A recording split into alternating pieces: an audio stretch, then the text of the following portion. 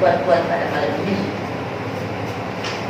Bagi memulakan pertemuan kita pada malam ini, marilah bersama-sama kita memanjatkan surah yang berusaha mengurusi KPP, Cawangan Miri, Cik Haris, ahli jawatan kuasa kelab, Abdul Latif, dan seterusnya tuan-tuan dan puan-puan rakan ahli KPP yang saya kasihi sekalian.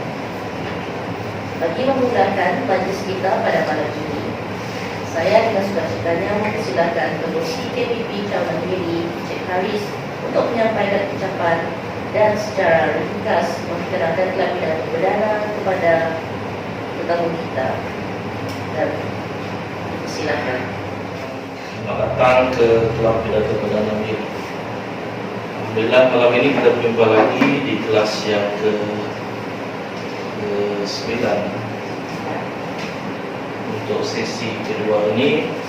Dan malam ini kita tak ada tetamu, namun kita ada Cik Hazim yang kembali bersama dengan kita di malam ini di kelas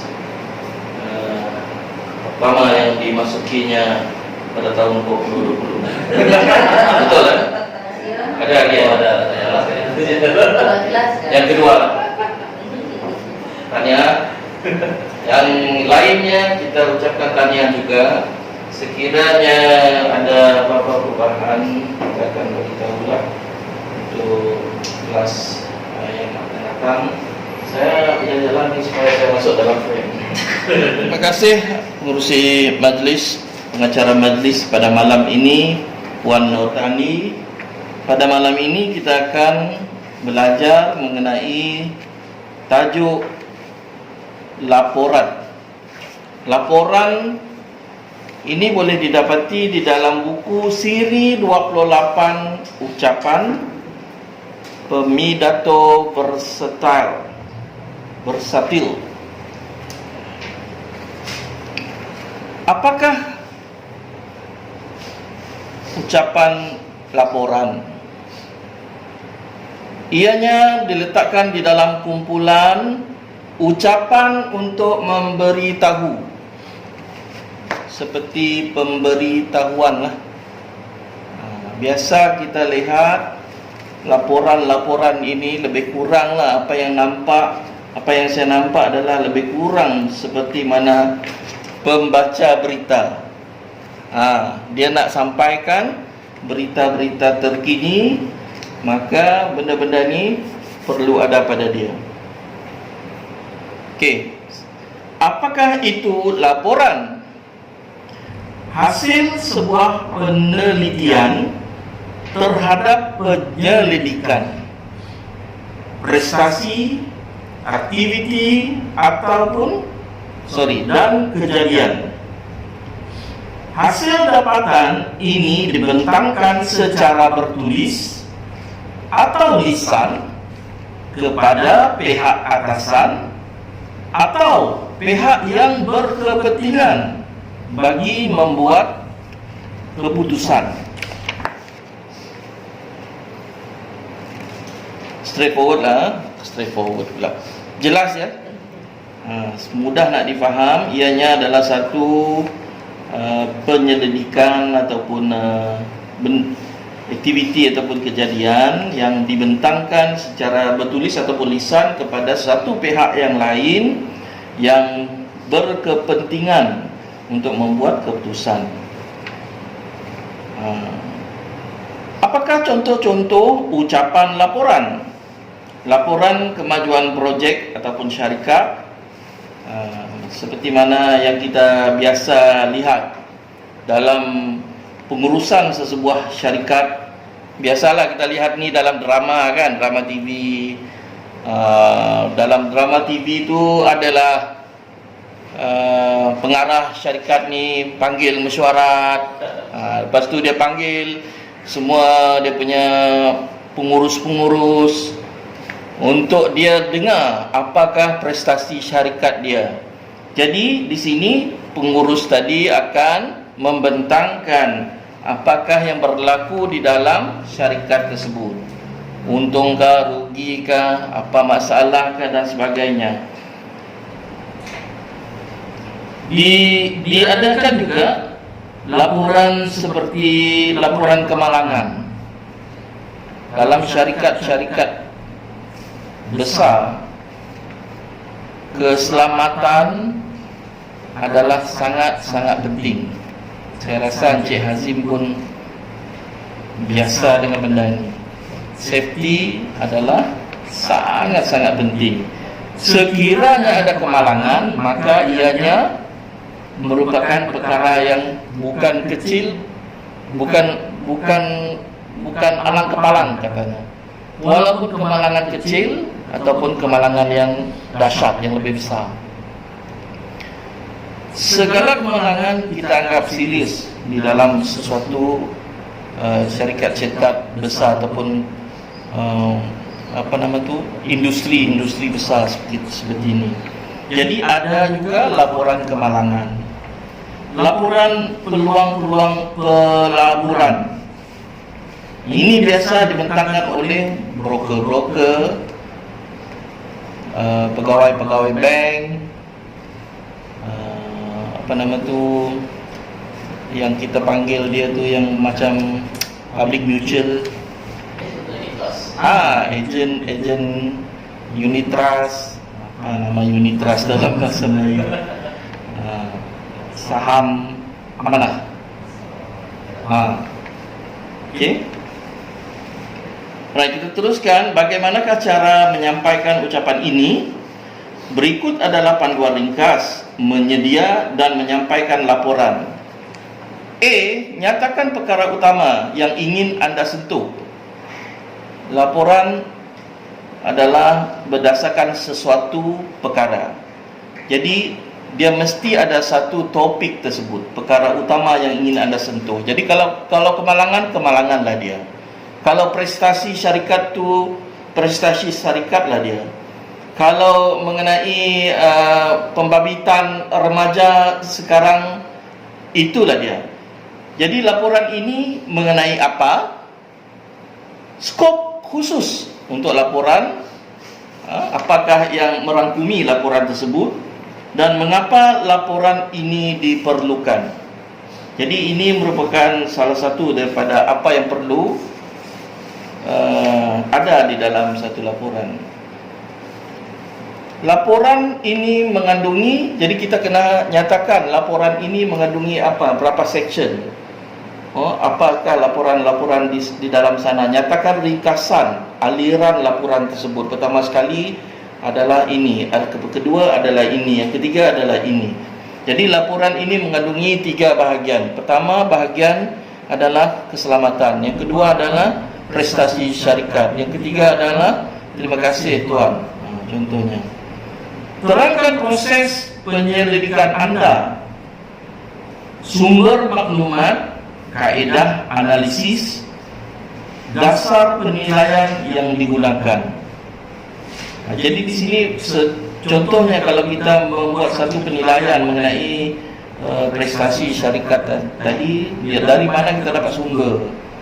Dari section kewangan syarikat, ataupun disahkan oleh akuntan syarikat tersebut. Bagaimana akuntan mendapat maklumat tersebut adalah daripada aset dan segala urus niaga keluar dan masuk syarikat, senarai statement, penyata kewangan daripada bank dan sebagainya. Pembentangan, penemuan, sampaikan isi utama di sini. Jadi section yang keempat ni adalah pembentangan. Sampaikan isi utama di sini, nyatakan bersama bukti-bukti, boleh guna alat bantu pandang bagi memahamkan hadirin. Jadi kalau apa yang kita nampak, alat bantu pandang ini digunakan kemudian bukan di depan. Betul tak? Yang saya nampaklah daripada apa yang diulas, diberi nota, sampaikan isi utama di sini, nyatakan bersama bukti-bukti. boleh guna alat bantu pandang bagi memahamkan hadirin. Jadi contohnya tadi bila anda sudah bercakap tentang prestasi syarikat. Okey, di sini saya tunjukkan graf mengenai prestasi syarikat dari bulan Januari sampai Disember. Contohnya, baru anda tunjukkan alat bantu pandang tersebut. Okey.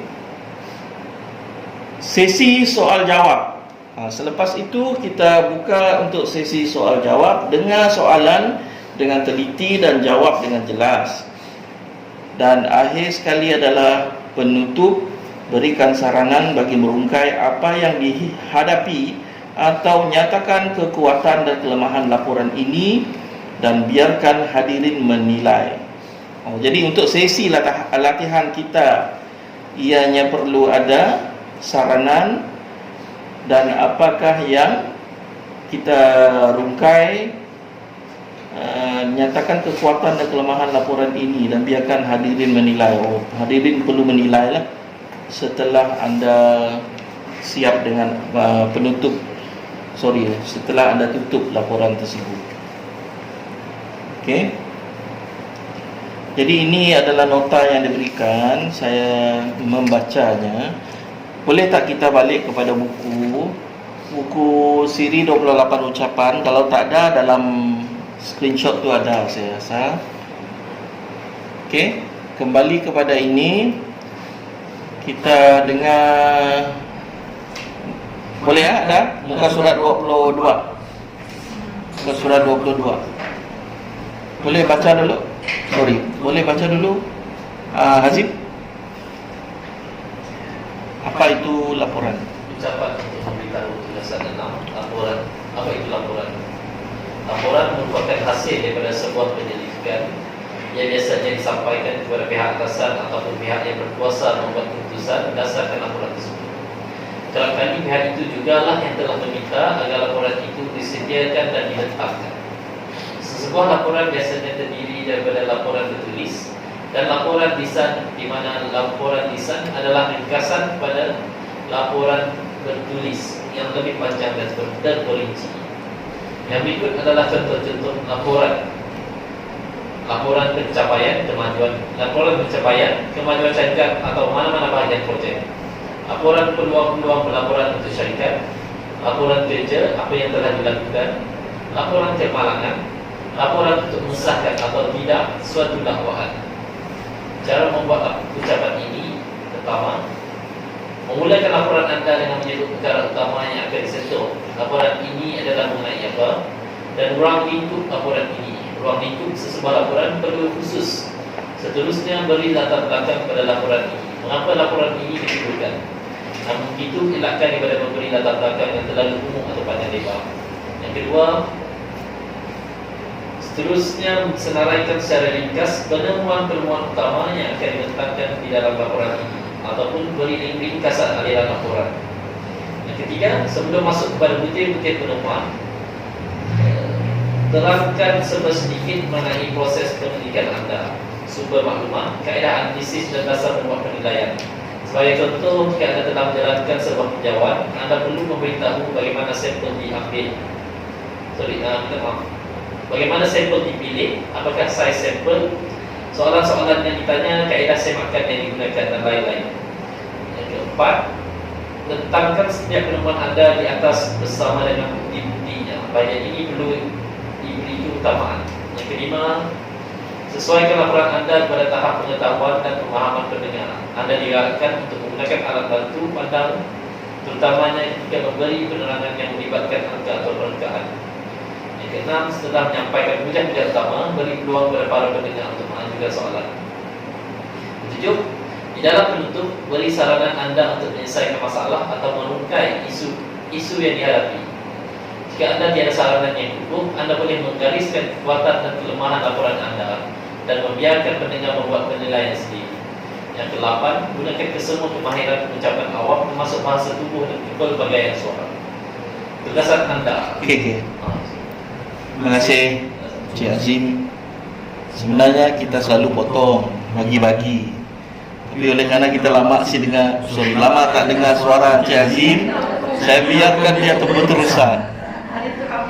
Warming up ya. Manaskan badan. Okey Azim ya. Terima kasih. Okey, itu dia tadi laporan. Ini pun adalah kali pertama kami buat, walaupun kami ini sudah sampai di tahap 2, tapi kita tak pernah buat sesi untuk laporan. Belum Alright, tugasan anda sampaikan sebuah laporan di dalam masa tidak melebihi 8 minit. Seterusnya kendalikan sesi soal jawab dan buat penggulungan di dalam masa tidak melebihi 4 minit. Apa maksud tu? 8 minit. Selepas 8 minit ada 4 minit lagi soal jawab. 4 minit penggulungan. 4 minit penggulungan soal jawab. Tidak termasuk soal jawab. Seterusnya kendalikan sesi soal jawab dan buat penggulungan di dalam masa tidak melebihi 4 minit. Anda boleh mengambil sebuah laporan bertulis yang sudah tersedia dan menyediakan laporan lisan berdasarkan kepada laporan bertulis ini, ataupun sediakan kedua-dua laporan bertulis dan laporan lisan. Anda juga boleh menyediakan laporan lisan sahaja dengan anggapan ia adalah berdasarkan sebuah laporan bertulis yang lebih terperinci. Cuma pastikan anda dapat menjawab soalan-soalan yang mungkin dilontarkan. Cakap punya cakap, tak tahu apa mau jawab. Terpulang dengan orang bertanya jugalah. Saya rasa malam ni soalan banyaklah daripada pihak Puan Rupiah tu. Dia pakai warna oranye. Anda boleh menggunakan mimbar ataupun paparan PowerPoint atau alat bantu pandang yang lain jika perlu. Okey. Jadi kita juga dilampirkan borang penilaian untuk laporan. Kita perlu lihat beberapa perkara di dalam pembentangan laporan itu nanti. Adakah perkara utama dan ruang lingkup laporan ini dinyatakan dengan jelas? Adakah ringkasan di awal laporan berjaya menyediakan pendengar untuk hujah-hujah seterusnya? Adakah penyampai menerangkan kaedah penyelidikan yang digunakan? Adakah setiap penemuan disebut dengan jelas dan disokong dengan baik? Adakah penyampai memanfaatkan alat bantu pandang bagi menambah keberkesanan ucapan? Adakah sesi soal jawab dikendalikan dengan baik? Adakah penyampai memberi saranan-saranan yang berfaedah? Beri ulasan tentang bahasa tubuh dan kepelbagaian suara penyampai. Wow, banyak kriteria yang perlu dilihat di sini. Jadi saya ucapkan selamat maju jaya. Sedangkan saya sendiri pun belum ada tajuk. Okey, sebelum saya serahkan kepada pengacara majlis, ada apa-apa soalan? Mungkin tak ada lah kan? Senang saja. Kita beri masa lah untuk membuat persediaan kepada mereka-mereka yang belum bersedia. Ingat apa-apa tips yang sudah dibacakan tadi. So baiklah, untuk itu saya serahkan kembali. Terima kasih banyak. Saya serahkan kembali kepada pengacara majlis. Silakan.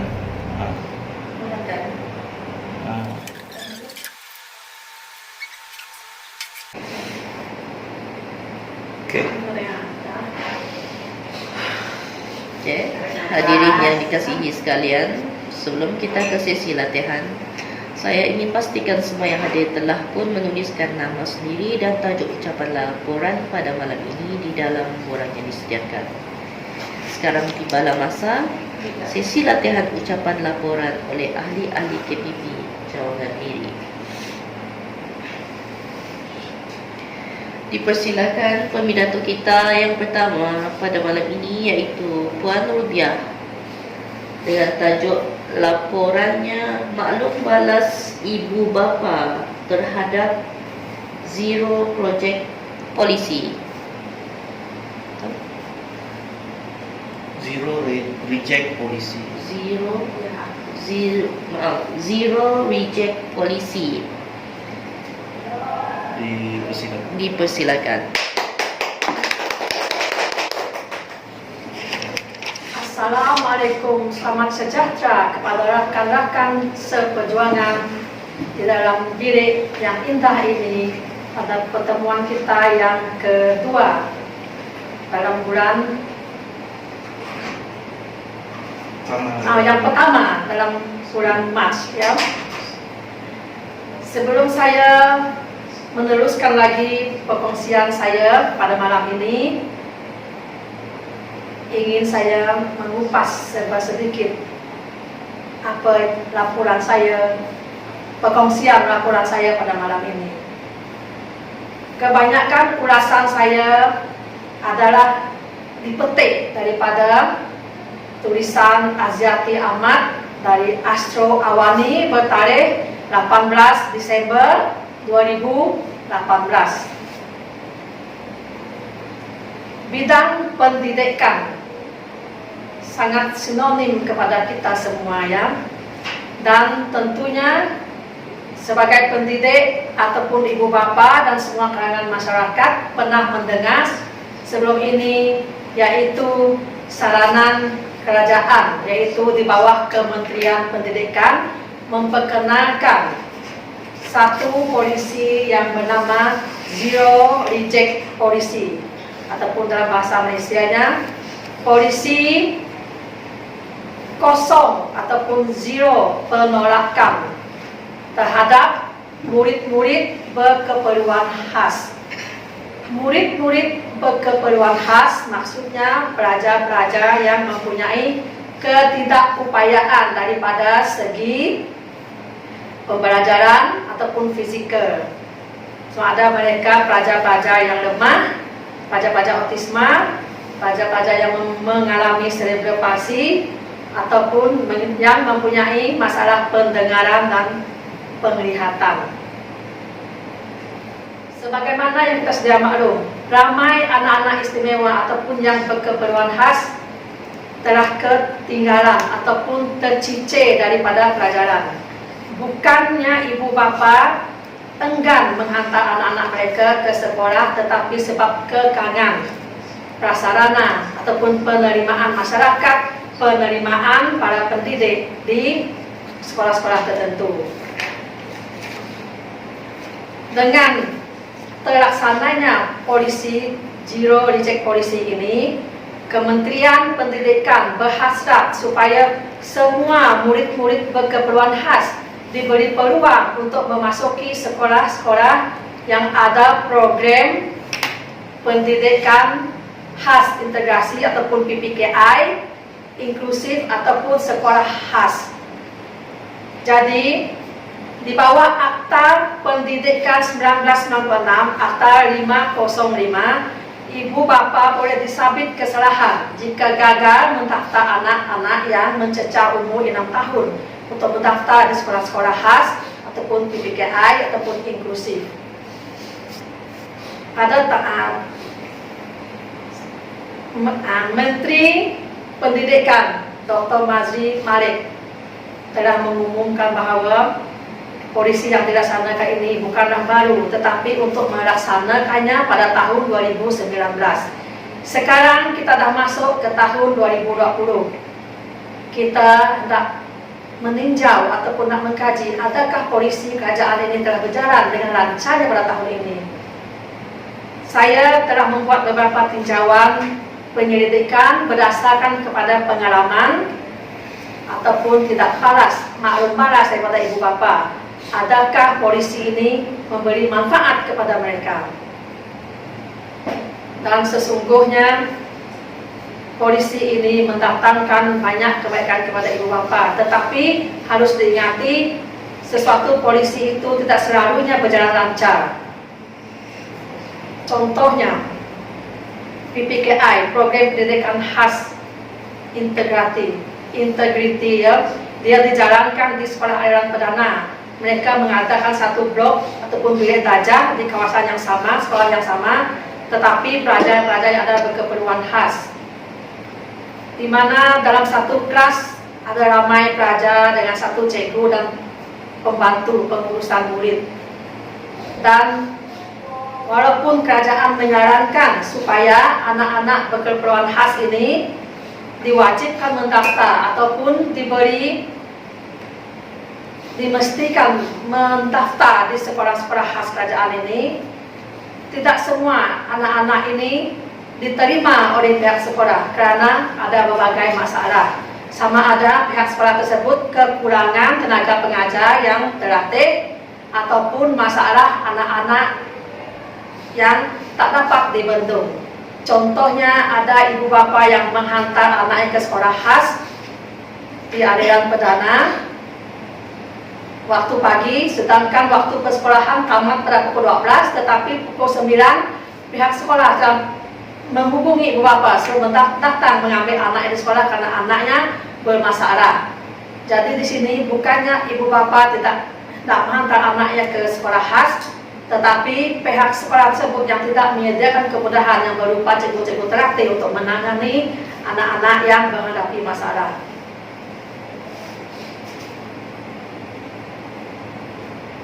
Bukan sahaja kekangan daripada tenaga pengajar, tetapi kemudahan di kawasan sekolah tersebut.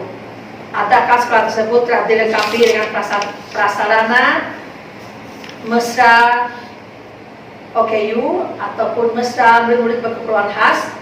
Inilah yang menjadi halangan kepada ibu bapa untuk menyahut ataupun pihak kerajaan juga untuk menjalankan zero reject policy ini dengan jayanya.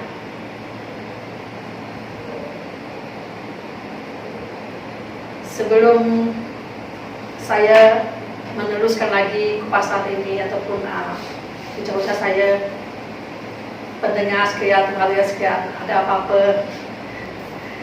apa-apa isu yang ingin dikongsi sama ataupun nak diutarakan? Kalau tidak ada ataupun ada, nanti kita akan merujuk kepada risalah yang akan saya edarkan di akhir majelis ya. Okey.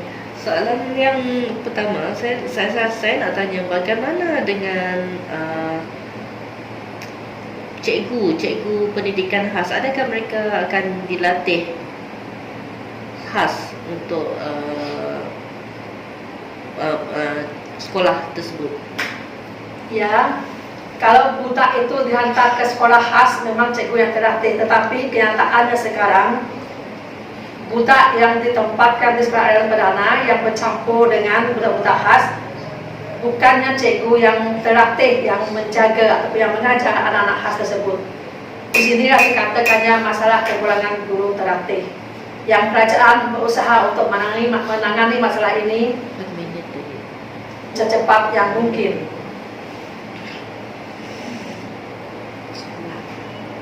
Ada lagi soalan seterusnya? Ada lagi soalan seterusnya?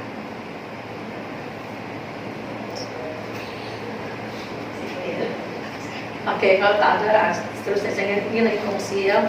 Saya ingin tegaskan di sini bahwa kupasan ataupun perkongsian saya ini lebih kepada petikan daripada tulisan Aziati Ahmad dari Asrul Awani bertarikh 18 Desember tahun 2018. Jadi di sini bolehlah saya berbagi kesimpulannya, walaupun proyek kerajaan ini merupakan satu pelaksanaan yang diadakan, tetapi dia tidak selalunya berjalan lancar karena banyak kekangan. Tetapi diharap sekurang-kurangnya pihak kerajaan, terutamanya Kementerian Pendidikan, ada usaha ataupun mendengar masalah ibu bapa yang mempunyai anak-anak berkeperluan khas yang selama ini tercicir, terpinggir, jauh daripada aliran pendidikan di negara kita. Cuma kita memerlukan masa untuk membuktikan bahawa polisi ini akan berjaya di suatu hari nanti dengan adanya kerjasama daripada pihak sekolah, pihak ibu bapa, pihak kerajaan dan guru-guru di setiap sekolah yang dipilih untuk mengambil anak-anak berkebutuhan khas ini belajar di tempat yang sama. Sekian saja perkongsian laporan saya pada malam ini. Terima kasih atas kesediaan kawan-kawan mendengar dan sama-sama berfungsi cadangan dan ulasan saya di malam ini. Terima kasih. Bukan itu dulu kita berikan kepada Puan Rulia. Penilai dulu nak. Penilai. Nilai duduk situ. Nilai kan? Coba nilai. Di sini kan? Saya mempersilakan penilai Encik Hasim. Hasim untuk menyampaikan penilaian beliau terhadap ucapan tadi berdasarkan Kalau di sini aku orang penilaian pada muka surat 24 dan 25. Kita dipersilakan. sendiri penilai boleh kan? Nilai saya. Sebab masing-masing ya si fokus Fokus. kita. Ya. Kita si fokus sebab Tapi tetap apapun setelah pulang lengkap lah dengan memetik nama menteri semua. Ada bukti lah. orangnya yang ketik dari mana ya si pola sendiri-sendiri kan ya memang apa ada buktinya lah. Di Kira nak okey kan? Tapi masih ada lagi macam tengok ke atas, macam hilang idea kan? Macam Menjelaskan. jelas tadi suara kita dan Ada ketawa laju macam mau terkejar-kejar kan. Terkejar-kejar. Kata ada kan? Sebutan hari itu kan sebutan tak jelas yang tahun depan minggu lepas tu kita belajar sebutan tak jelas. Ya. Sekarang masih tak jelas lagi kan? Sebutan Anda masih mendata. Oh ya. Dia bukan tak Intonasi jelas. ada. Dia jelas, Intonasi, tapi ya. dia masih mendata. Mendata maksudnya bukan maksud saya tadi. Contohnya macam kes tadi kan, Anda berucap di hadapan. Kami di belakang ni sibuk dengan nak sediakan kita sendiri punya apa nama? Kita sendiri punya apa nama Laporan. persembahan kan. Jadi apabila berlaku macam itu, tidak ada satu pun yang kita boleh tersedar daripada apa yang kita buat dan kita melihat Anda. Ini yang maksudnya. Apabila kita buat dengan sebutan yang biasa mendata, dia seolah-olah kita dengar radio pada level volume nombor 3, nombor 4. Lepas tu kita boleh sampai hujung kita boleh tidur. Macam itulah maksudnya. Jadi kalau kita gerakkan pada satu tahap kita naik dengan pergi nombor 7. Patah. Naik pergi nombor 8. Turun sekejap. Jadi ini satu perkara yang mungkin Puan boleh atur. Satu lagi saya tengok posture badan. Posture badan, tak tahu pula posture badan kita hari itu macam ni, agak membongkok macam tu. Mungkin Tak ada idea macam cuba nak memberikan orang perhatian, tapi tak tahu, nampak pula macam membongkok. macam tak Pada saya lah. tak ada keyakinan diri kan? Tidak juga. Kaki ya. Mungkin Ya. keadaan sekitar kita ni tak lurus. Tak macam biasa lah. Macam biasa kita ada meja lurus macam tu kan. Atau itu apa nama tu ucapan kita rasa macam hilang idea apa kita pun rasa macam selesa sudah kan macam tak ada keyakinan nak bersemangat sudah. Ya. Kalau kita jadi semangat kalau tak pandai berucap idea tak pandai pun kita rasa terlain no. Tapi Puan Padahal saja tegap macam ni tapi idea Puan ada satu kelebihan, tahu tak? Puan ada satu kelebihan bila Puan gunakan macam peribahasa ataupun pantun, selalunya boleh catch orang punya perhatian. Jadi mungkin Puan boleh selitkan benda-benda macam ini. Selain daripada itu, saya tengok semua penguasaan di dalam rumus 8 tu ada. Kita cuma perbaiki lagi dari masa ke semasa. Sebab kata saya tadi, cuba get people excited, cuba ambil perhatian pendengar anda. Okay? Terima kasih. Alright. Ngasih gago aja komen uang banyak-banyak no. Dua pada malam ini yaitu Ince Muhammad Hazim dengan tajuk laporannya Laporan Kadar Kemiskinan. Ucapan beliau akan dinilai oleh Puan Carol. Dipersilakan. Assalamualaikum warahmatullahi wabarakatuh dan selamat datang. Alhamdulillah, terima kasih kepada Musi Majlis Puan Hani yang berbahagia jurulatih kita pada malam ini, Encik Haris, teman-teman yang dikasihi sekalian. Hari ini dirinya saya di sini pada hari ini adalah untuk membentangkan dan berkongsi kepada anda semua tentang laporan kadar kemiskinan di negara kita. Menurut Gubernur Bank Negara, kadar pertumbuhan ekonomi negara kita pada 10 pertama tahun 2019 adalah 4.7%, lebih tinggi berbanding unjuran pasaran, iaitu 4.3%. Persoalannya adalah berapa ramaikah di antara rakyat Malaysia yang mampu menikmati pertumbuhan ekonomi tersebut.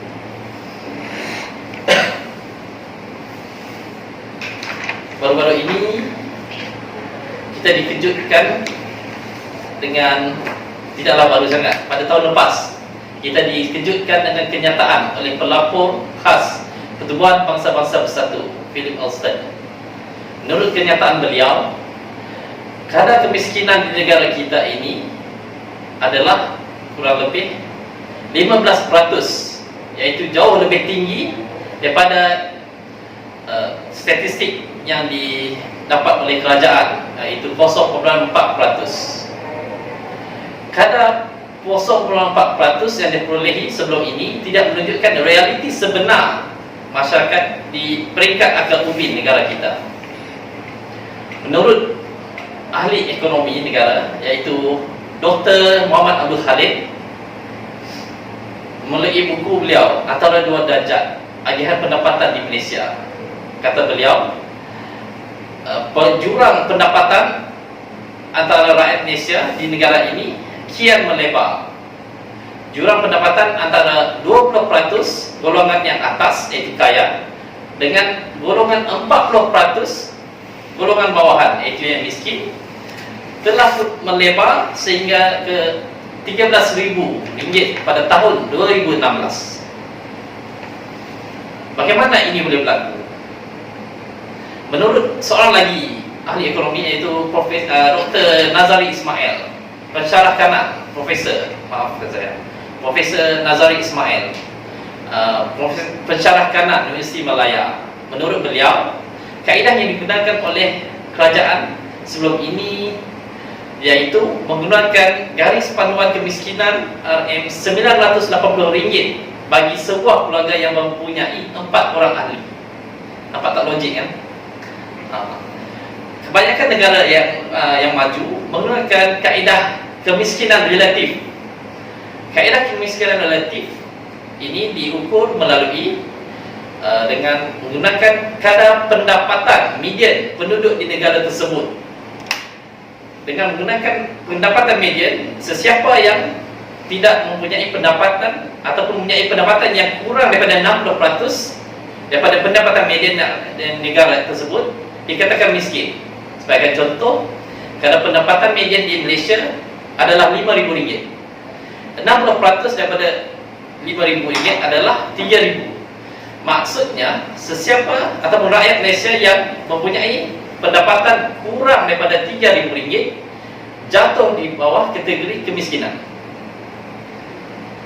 Itu kaedah relatif. Miskin.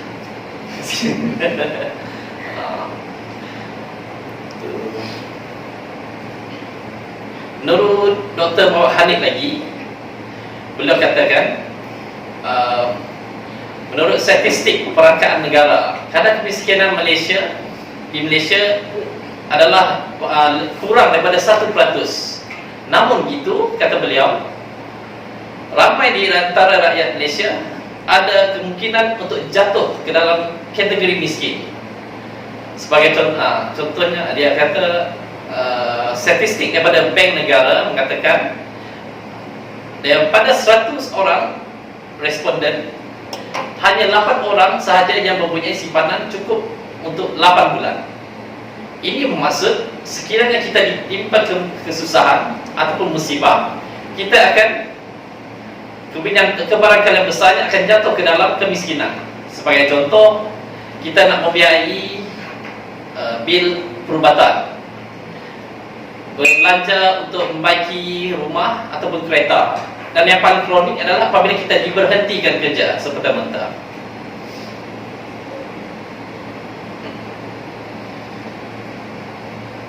Saya ingin kongsikan kepada anda semua tentang satu laporan pembangunan manusia tahun 1996 oleh Pertubuhan Bangsa-Bangsa Bersatu.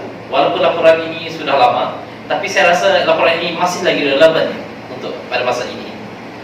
Laporan tersebut menyatakan pertumbuhan ekonomi yang tidak memberikan kesan yang baik terhadap penduduk di negara tersebut.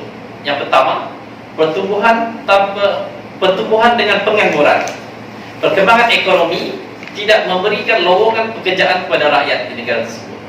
Yang kedua, pertumbuhan yang tidak adil. Hanya hasil ekonomi yang berkembang hanya dinikmati oleh golongan yang kaya dan terus membiarkan jutaan jiwa yang hidup dalam kemiskinan. Yang ketiga, pertumbuhan yang bisu. Pertumbuhan yang tidak memperkasakan rakyat dan membisukan suara yang berlainan pendapat. Pertumbuhan yang keempat, pertumbuhan tanpa akal. Pertumbuhan yang menyebabkan rakyat kehilangan identitinya. Dan yang terakhir, pertumbuhan yang kelima, pertumbuhan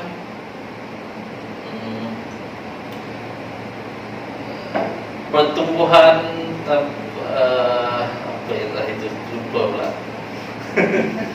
Itu nanti kalau saya ingat saya beritahu. Nanti saya nak buka ni lah untuk sesi soal jawab. Saya tertarik dengan ratusan kemiskinan yang tidak betul yang anda bagi tahu pada awal tadi kan. Memandangkan keadaan tersebut, apa yang telah ataupun akan dibuat oleh pihak kerajaan ataupun pakar ekonomi bagi menyelaraskan kembali ratusan kepada tahap sebenar keadaan ini? Tidak adil kan? Sebab dikatakan 0.4, tapi sebenarnya 15% juga.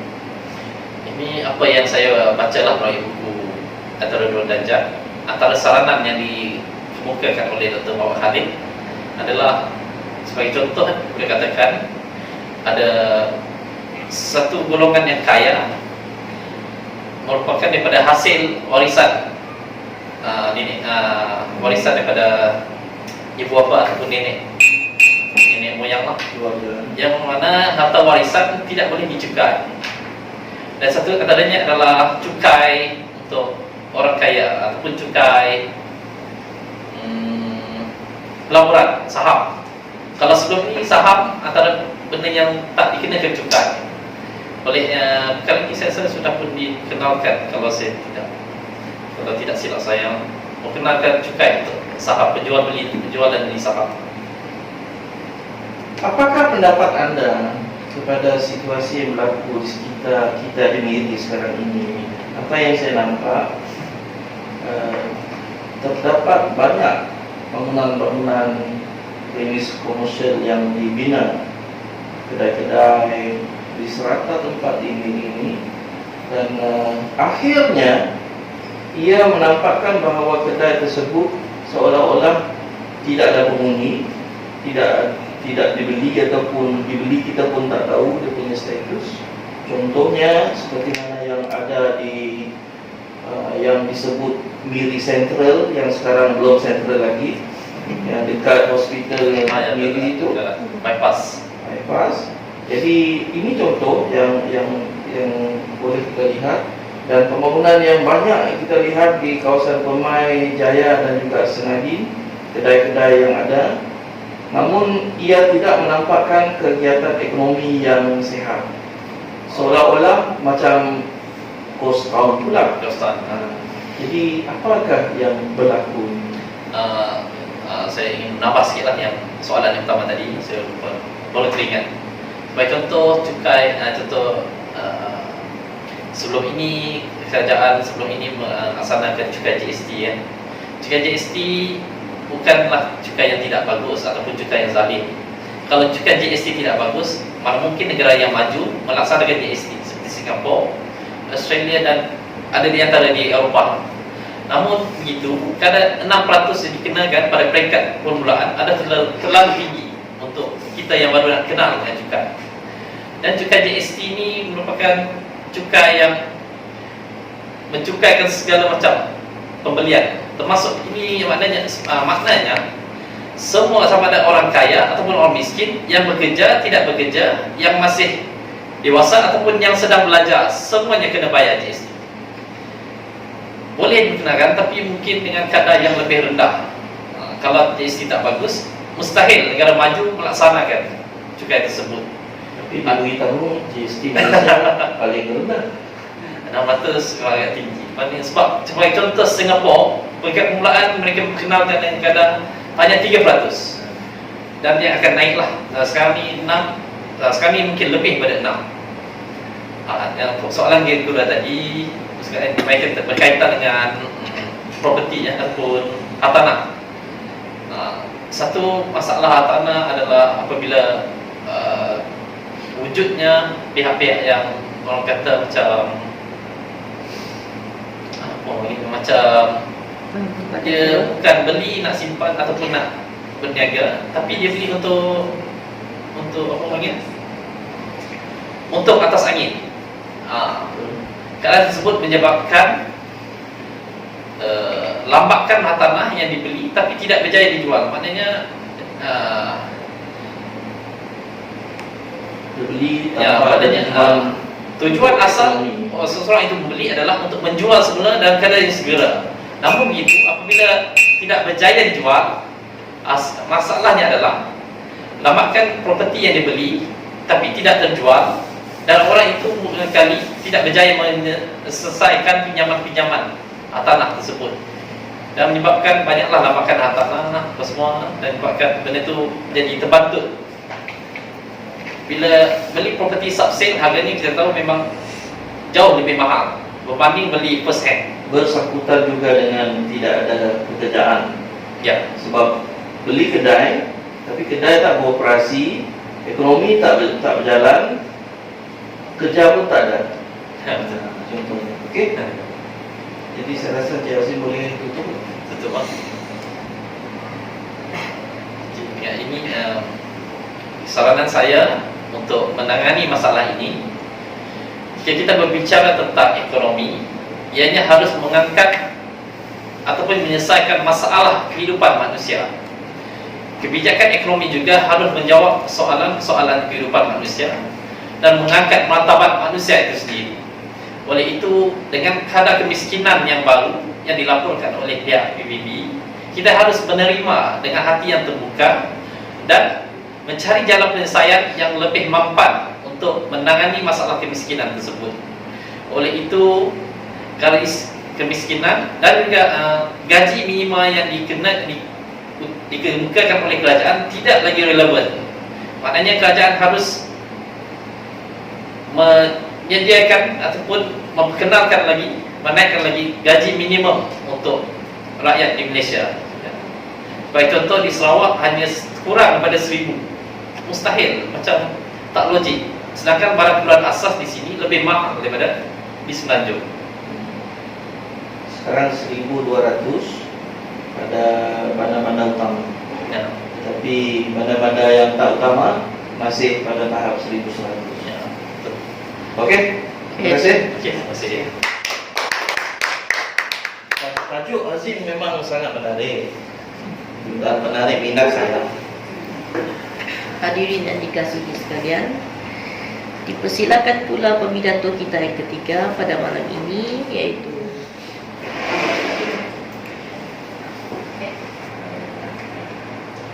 Selamat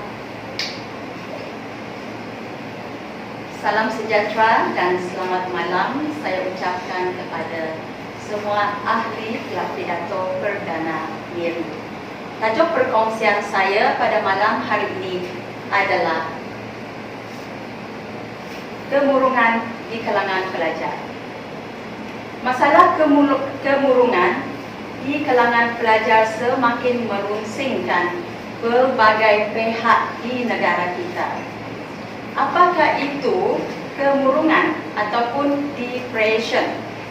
Kemurungan adalah gangguan mental yang boleh dihidapi oleh sesiapa sahaja, tidak kira jantina, usia,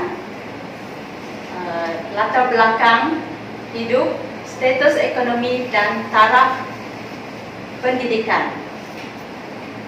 Kemurungan juga dikenali sebagai penyakit psikologi yang melibatkan tekanan perasaan yang serius kepada individu, baik ianya lelaki ataupun wanita, kanak-kanak, dewasa dan juga kepada warga emas juga. Okay, di mana mereka merasa kesedihan, kepiluan, kecewa dan mereka juga merasa putus harapan. Selain itu, mereka juga hilang semangat untuk meneruskan kehidupan. Selain itu, mereka juga merasa kesunyian dan rasa kosong dalam hidup mereka. Sekiranya kemurungan ini berlarutan, ianya boleh memberikan implikasi yang buruk kepada individu.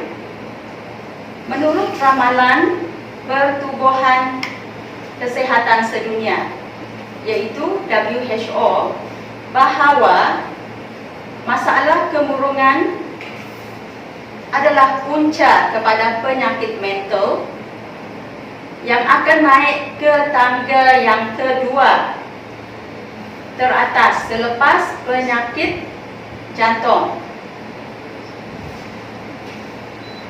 di negara-negara yang membangun menjelang tahun 2020. Petikan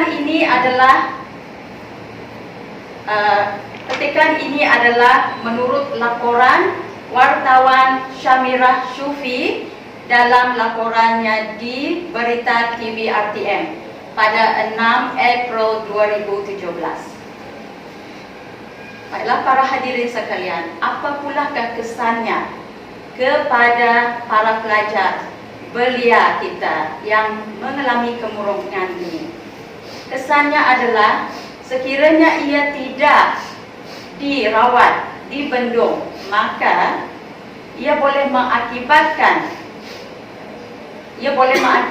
perkara yang tidak diingini seperti membunuh diri dan juga penyakit mental yang lebih serius lagi.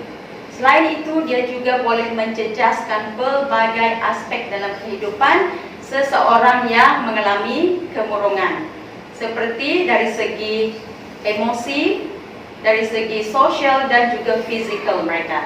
Dan sekarang saya ingin membentangkan laporan kaji selidik saya mengenai kertas projek daripada seorang pelajar, yaitu ijazah sarjana muda daripada Nur Hayati binti.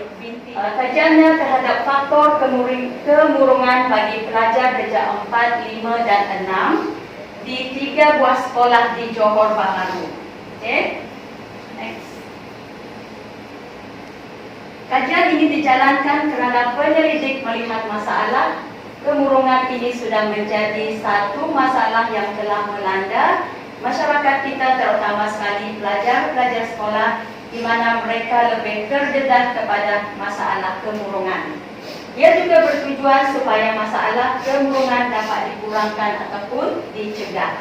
Kajian ini dijalankan ke atas pelajar di 3 buah sekolah agama di Johor Bahru, yaitu yang pertama Sekolah Agama Dato' On Jafar, kedua Sekolah Agama Bandar Baru Uda, ketiga Sekolah Agama Federal Reserve Unit 2.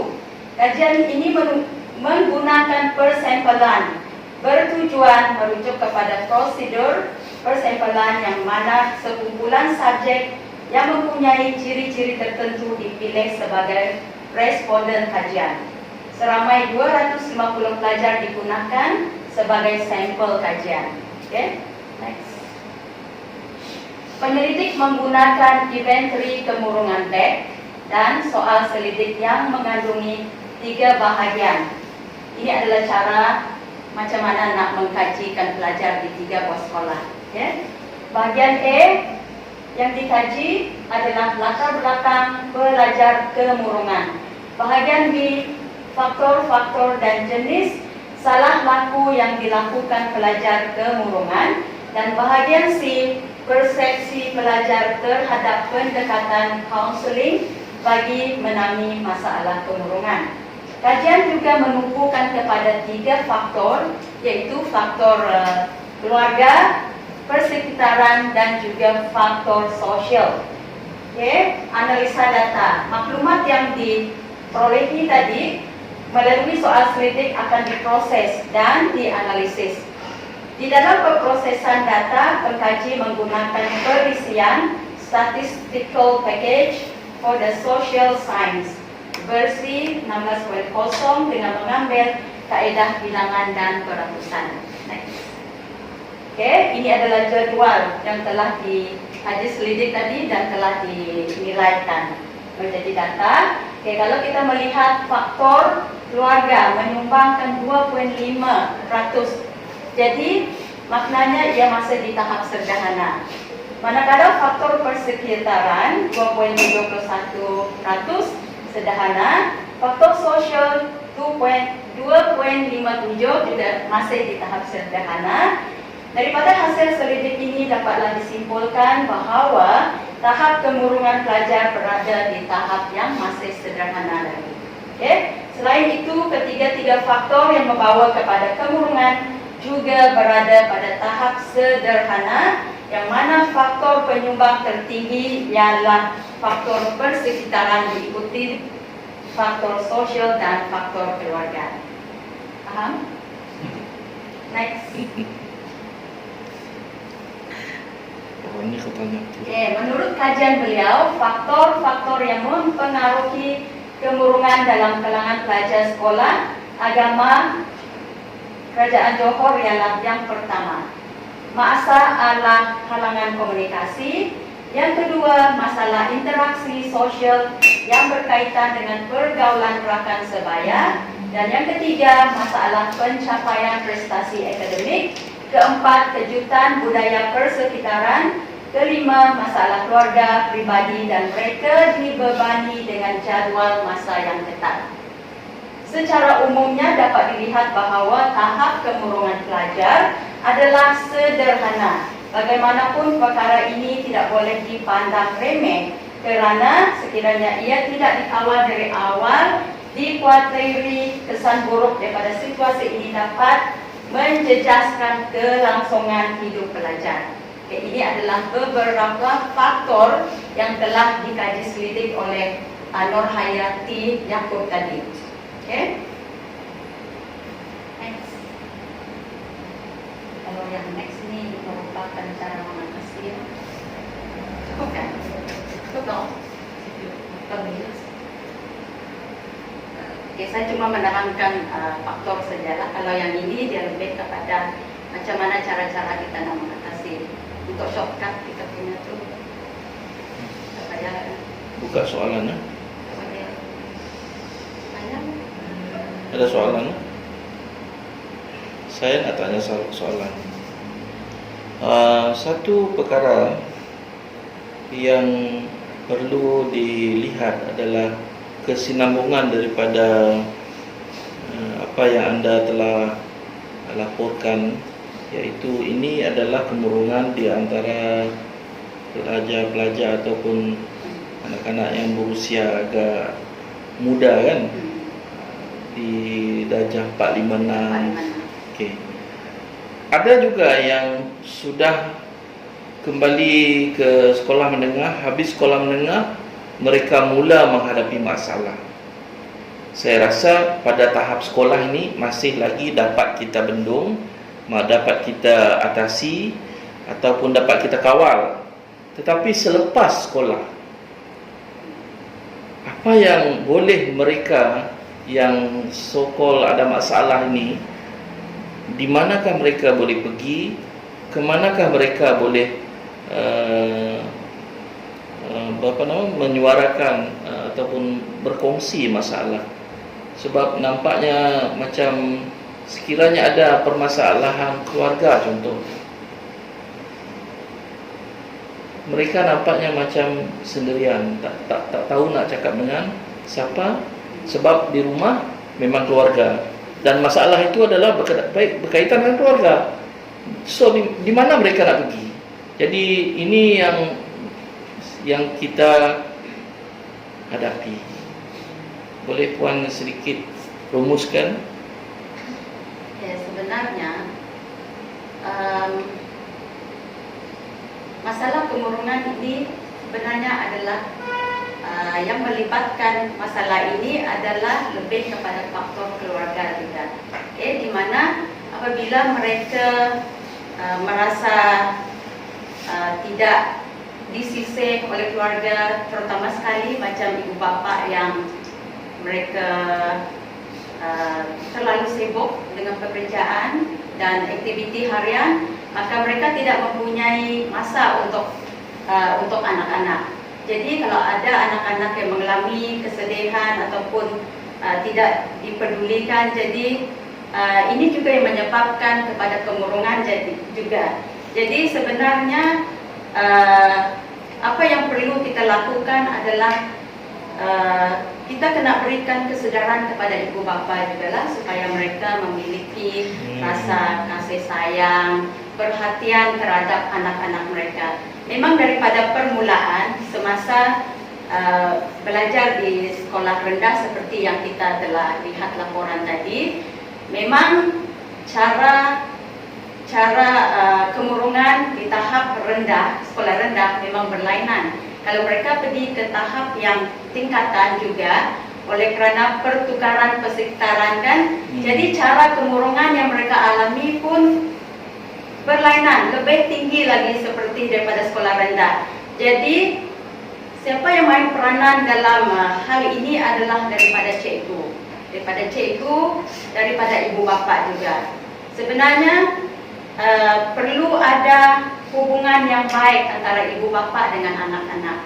Kalau kita ibu bapa mempunyai hubungan yang baik, yang rapat kepada anak-anak kita, kalau mereka mempunyai masalah, selepas mereka balik ke sekolah, mereka akan mengungsikan masalah, meluahkan masalah mereka kepada kita. Jadi kalau kita tahu yang anak kita mempunyai masalah, jadi peranan kita sebagai ibu bapa adalah untuk menasihat dia. Sekiranya pelajar ini ataupun sesiapa saja yang tidak dapat, yang kita kesan bahawa mereka mempunyai masalah seperti ini, jadi caranya kita kena berjumpa dengan pakar yang perlu, yang tahu mengenai macam mana cara nak mengendalikan hal kemurungan ini tadi, iaitu dengan cara berjumpa dengan para kaunseling mengenai kemurungan. Kalau tidak dapat ditangani lagi, kita kena jumpa dengan pakar psikiatri. Itu adalah beberapa cara macam mana cara kita nak handle, nak mengendalikan masalah ini. Baik, saya setuju dengan apa yang Puan katakan. Cuma Puan, apabila kita bukan bercakap pasal kanak-kanak, pasal dia yang sudah dewasa ini tadi kan, ada masalah dengan keluarga. Tapi masalahnya apabila kita nak bawa dia berjumpa dengan doktor ataupun ke hospital, ia sudah menampakkan bahawa ini adalah seolah-olah keluarga saya ini tak nak saya. Dia sudah katakan saya gila, dan seterusnya dia nak abaikan saya, tinggalkan di hospital. Jadi ini yang bakal berlaku. Jadi kesukaran ini mungkin akan mengakibatkan ibu bapa pun langsung terhenti dan tidak mahu meneruskan usaha nak memperbaiki anak ini. Kalau puan ada ada ulasan, kalau tak ada kita boleh tutuplah. Untuk kita pikirkan pada masa akan datang. Okey? Alright, terima kasih. Masa ni sangat Sebenarnya cemburu. cara mengatasi next Sangat slide juga cemburu. lah. Lagi lebih banyak lagi cara. Tapi Puan Caroline, tadi kita dah bercakap tentang ni kan, bahan bantu alat apa nama tu, bahan Protector. bantu dengar ni ya. Jadi yang Puan buat tadi banyak kepada membaca semula daripada apa yang ditulis di sana. Patutnya Puan gunakan itu sebagai menguatkan apa yang Puan sudah katakan. Mungkin kalau kita belum berapa cukup masa untuk bersedia ini, Puan boleh ambil satu ni dan buat satu rumusan, bercakap secara ringkas, tak perlu baca ikut itu. Okey, itu sajalah saya rasa yang nampak. Satu lagi, pasal mata. Mata malam ni mata Puan agak tidak menentu, tidak macam biasa. Mungkinlah bak katanya tadi belum berapa bersedia kan, agak bimbang tentang persembahan. Satu tips yang boleh saya bagi tahu, kita ada syuting guna kamera dan ada 2 kamera, mungkin 3 kamera. You boleh fokus kepada kamera. Kalau you tak nak tengok muka orang lah, tu tengok kamera. Masih ada. Nampak kan dia punya tu. So you boleh shoot sana. So kemudian bila orang nampak ini nanti, tengok video ini, akan tahu bahawa Puan main peranan mata. Okey, itu saja. Okay. Dengan tajuk laporan tangkapan Op Dadu khas 4D haram dan Jol oleh JSJ Miri dan BN12 PGA 25 bulan Disember Dan 26 Disember dan 26 Disember tahun 2012. 2012. Pandai bertukar. Okey, silakan. Hazim masa 5, 7, 8, 12.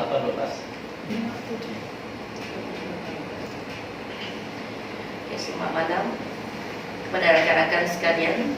Situasi yang saya akan ada laporan pada malam ini, iaitu saya sebagai pegawai Medan melaporkan satu laporan yang telah dilakukan pada 2 hari semasa perayaan Hari Christmas kepada Ketua Polis daerah Miri. Selamat malam Tuan.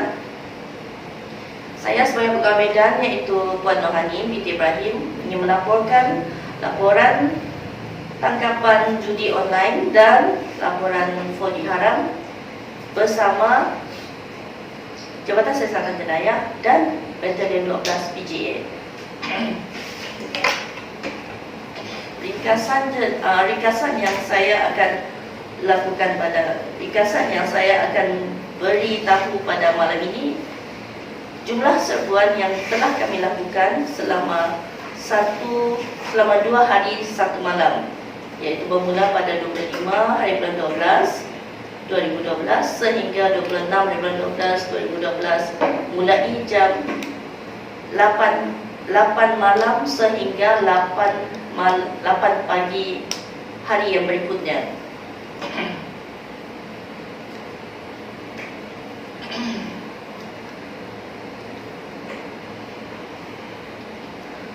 Laporan ini kami serbuan berjaya yang dilakukan iaitu 3 serbuan berjaya dan 3 rampasan yang berjaya dan 5 tangkapan. Dalam 3 itu, laporan itu ada 3 tempat berasingan telah kami menangkap beberapa yang suspek yang telah dikenal pasti. Nombor tempat kawasan yang pertama iaitu di Miri, tuan. Di Miri, kedai itu terletak di Jalan Bendahara Miri. Hasil ringkasan kes tersebut, kami telah menangkap seorang lelaki yang berada di kashier berkenaan menjalankan judi online. Rampasan yang telah kami lakukan iaitu 1 unit laptop, 1 unit handphone jenama Nefos dan 1 kunci premis berkenaan. Dalam siasatan tersebut, suspek itu baru bekerja 2 hari di premis berkenaan. Tempat yang kedua, laporan yang kedua, di premis berkenaan terletak di Jalan Bolivar, tuan, iaitu berdekatan berhampiran shopping mall Bolivar.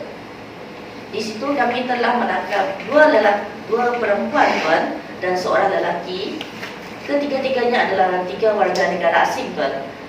Selepas itu, ketiga-tiga suspek tersebut kami telah rakam percakapan dan mendapati ketiga-tiganya adalah baru bekerja selama 3 minggu, tuan. Hasil siasatan juga mendapati barang-barang kes iaitu 3 buah handphone, 1 buku rekod menyenaraikan nombor-nombor judi online tersebut. Dan ketiga, tuan, laporan ketiga kedai yang terletak di Jalan Lutong. Di premis berkenaan kami telah menjumpai 1 unit komputer yang digunakan, 1 unit telefon dan jumlah wang sebanyak 200 bercampur-campur, dan seorang lelaki berada di kashier. Yang suspek itu kami juga soal siasat dan kami mendapati dia baru bekerja selama 5 hari, tuan. Dan ketiga-tiga laporan itu kami telah mengambil tindakan. Kami telah membuat rakam percakapan pengadu, dan suspek berkenaan kami telah reman selama 2 hari, dan barang-barang kes telah dirampas semua. Dan kesemua barang kes itu akan kami hantar ke makmal forensik Keras. Dan seterusnya laporan ini akan dianalisa dan kami akan buat 1 perbandingan. Seterusnya juga laporan ini juga akan kami serahkan kepada Batalion 12 PJA untuk disampaikan kepada Komandan Batalion 12. Di sini kami dapati, tuan, kebanyakan judi online ini dilakukan oleh remaja yang berumur 16 ke 27 tahun. Mungkin mereka tidak tahu apakah pekerjaan yang sebenarnya ditawarkan kepada mereka, tuan. Jadi mereka ingin mendapat pendapatan secara cepat. Jadi, dan pekerjaan itu juga mudah, cuma menjual nombor melalui telefon. Dari sini saya dapati, tuan, kebanyakan remaja ini memerlukan wang dan mereka tidak didedahkan dengan perkara ini, tuan.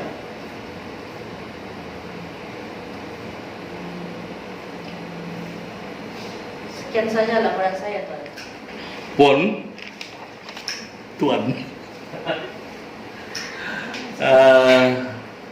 Saya tak ada soalan, cuma mereka ni sudah ditangkap ya. Ya Tuan, sudah ditangkap Okey. semua. Jangan suruh mereka keluar, suruh masuk jail terus. Baik Tuan. Okey, untuk tidak memanjangkan masa, kita tutup lah. Saranan. Saranan saya Tuan, kita lakukan operasi ini berterusan. Mungkin akan dilakukan setiap bulan bersama agensi-agensi lain. Dan ini mungkin akan membawa penglibatan ataupun kerjasama antara agensi lain, dan saluran maklumat pun ada juga. Bukan hanya kita berharap kepada jabatan kita sahaja. Mungkin daripada agensi lain mereka ada maklumat lain, dan ini akan memudahkan kita untuk menutup semua operasi-operasi ini yang tidak aktif ini, yang tidak aktiviti negatif ini. Itu saja. Sekian, terima kasih. Okey, terima kasih. Dengan tajuk laporannya adalah laporan aktiviti pembersihan di ABC Bank. Dipersilakan.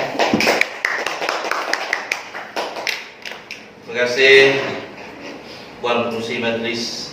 Assalamualaikum warahmatullahi taala wabarakatuh. Selamat datang saya ucapkan kepada tuan dan puan-puan pada malam ini. Karena malam ini saya akan membentangkan laporan aktiviti pembersihan di ABC Bank. Pada hakikatnya, syarikat kami telah mendapat kontrak pembersihan di ABC Bank ini mula pada tahun 2017. Pada 1 Januari 2017, dan kontrak ini diberikan tempoh selama 3 tahun. Dan baru berakhir pada 31 Disember 2019. Sukacita kami nyatakan bahawa kontrak tersebut telah disambung seterusnya untuk kami mengadakan perkhidmatan pembersihan di ABC Bank tersebut, dan lanjutan kali ini juga untuk 3 tahun pada akan datang, iaitu sehingga ke 31 Disember tahun 2022.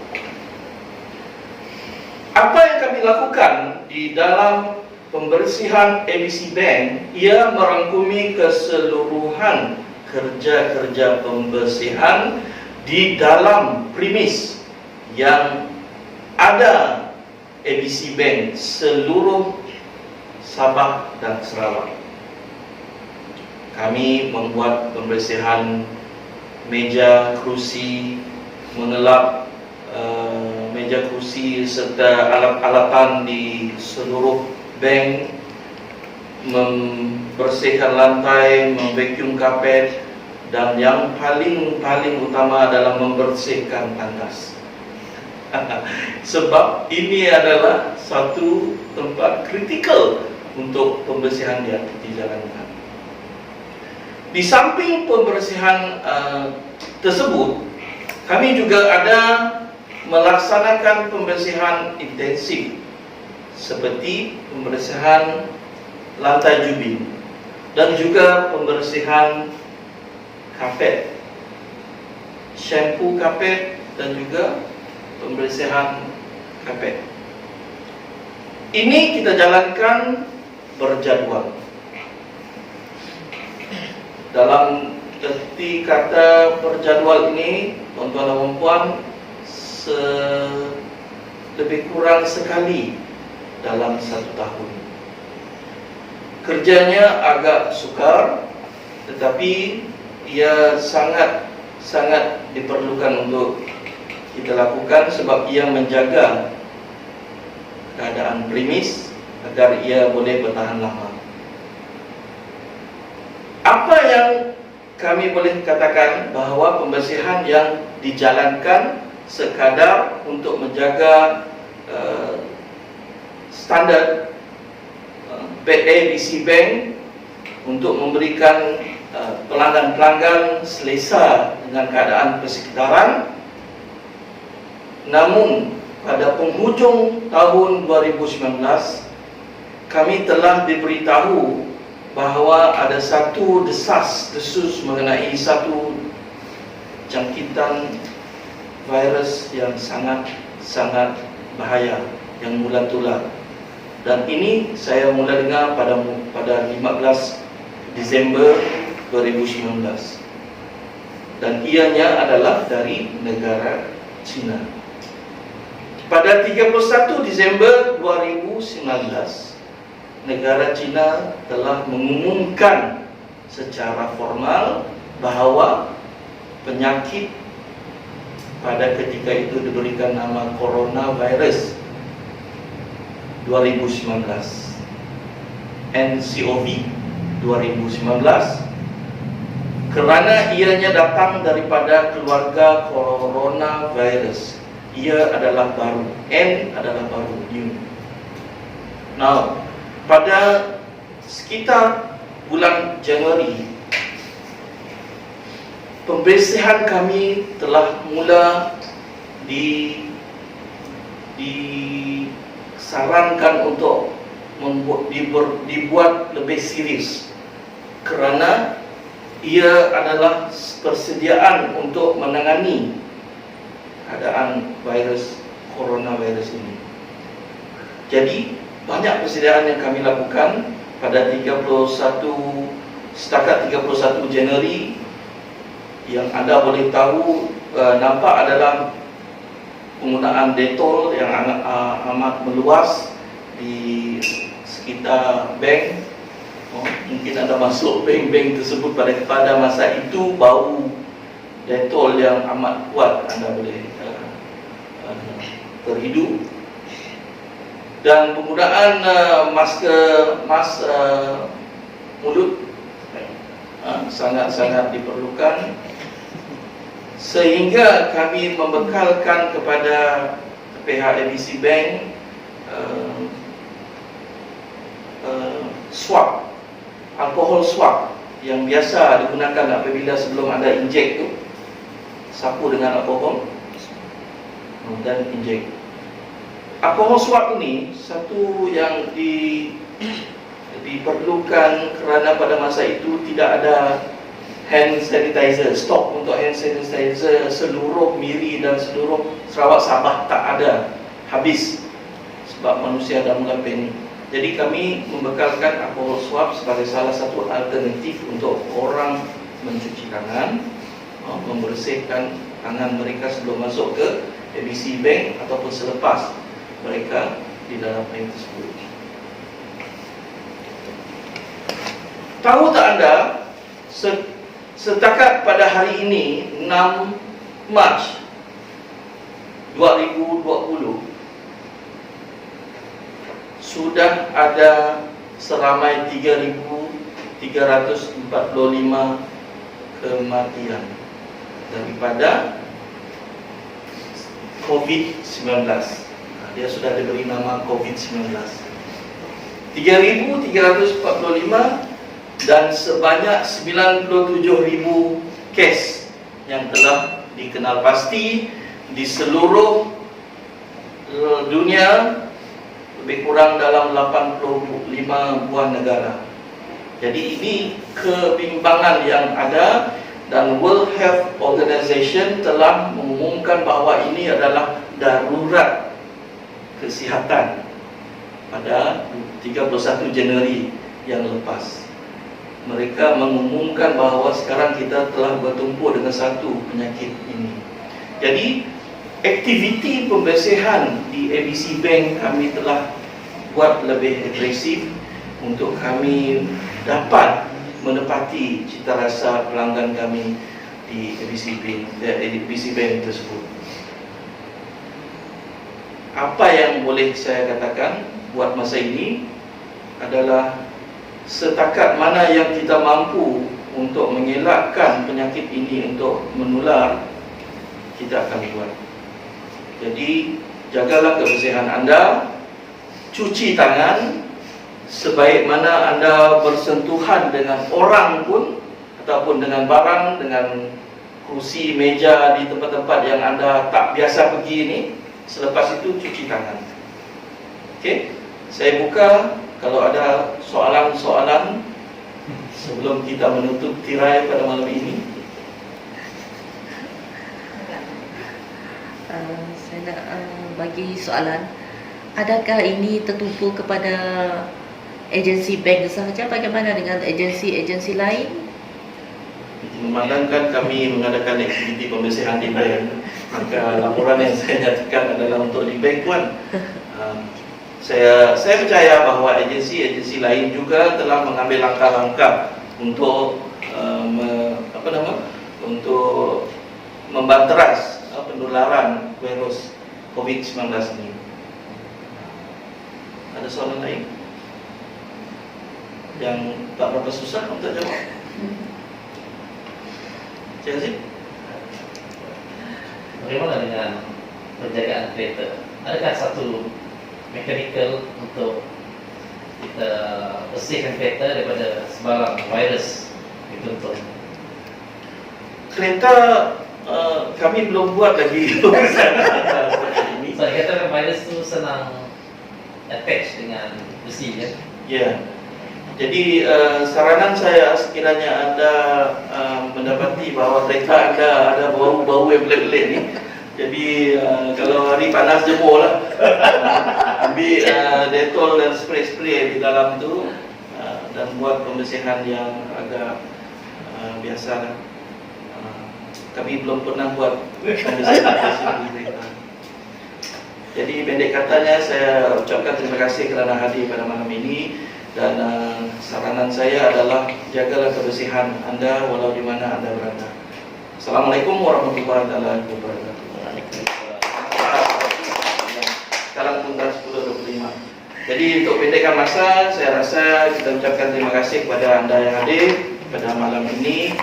Apa kata saya dalam grup WhatsApp kita, yang pentingnya adalah kehadiran. Persediaan adalah yang kedua. Yang pentingnya kehadiran. Bila anda hadir, anda nampak kesungguhan anda di sana dan anda boleh rasa kalau kita betul-betul nak balik, kita dah balik pukul 10 kan. Sekarang pun dah 10.25. Jadi maksudnya tadi adalah sila hadir, dapat tak? Cuba untuk hadir. Cuba nak hadir. Jangan bimbang tentang persediaan. Saya rasa ini adalah satu perkara yang Tapi pun sedia pun si nyaman. Persediaan bagi saya mungkin Hanim pun tak ada sedia. Saya pun rasa Saya Dia sudah cakap dengan pasal polis. saya pun rasa tak pernah sedia. Tapi tadi saya bagi tips untuk memandang kamera telefon kan, kamera kan. Tapi Hanim seolah-olah memandang kamera macam berita pula. Aduh. Kasih adanya. So pecahkan sikit lah. Anggap sahaja bahawa semua anda ini adalah kamera lah. Jadi kita berdepan dengan kamera ini sekejap, berdepan dengan kamera ini sekejap. Betul kan? Jadi itu adalah apa yang saya nampak lah. Tapi ada komen ke atas saya punya tu memanglah tak bersedia kan? Saya tak pernah bersedia. Tak pernah bersedia. Saya pun tak pernah bersedia. Walaupun dibagi 3 minggu, 2 minggu pun tetap sama. Betul. Tapi itulah Tapi ini adalah platform untuk kita bersedia. pelatih. Kalau anda tak datang lagilah tak bersedia. Okey. Jadi untuk itu kita tutup kita punya kelas pada malam ini. Terima kasih banyak-banyak. Assalamualaikum warahmatullahi wabarakatuh.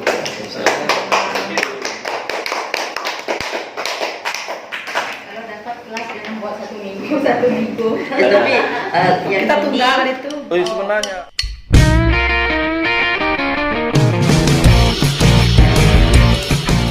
Terus jambu. From Miri. Ya Rabbi. Jangan lupa subscribe channelnya.